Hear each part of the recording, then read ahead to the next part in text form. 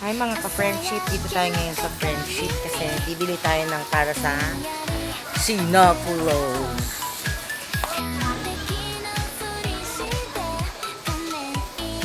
Pagtapos ng kape, juice and candies naman.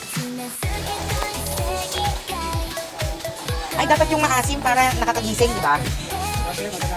Ano yun? Yung kalamansi? Tapos na kaming mamili.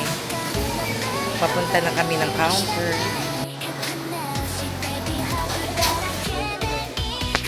Dito nyo makikita na tulong-tulong sa pagtulong ang mga Gimba, Sandigan Clark Eagles Club ng mga kuya para maipamigay. Pinapak na yung mga pinamiling candy, juice, sa kakape. Nagtulong-tulong ang Gimba, Sandigan Clark Eagles Club para sa project na to na magbigay ng mga food packs sa mga sinakulo para mayroon silang kainin or pampagising habang sila ay namamanata.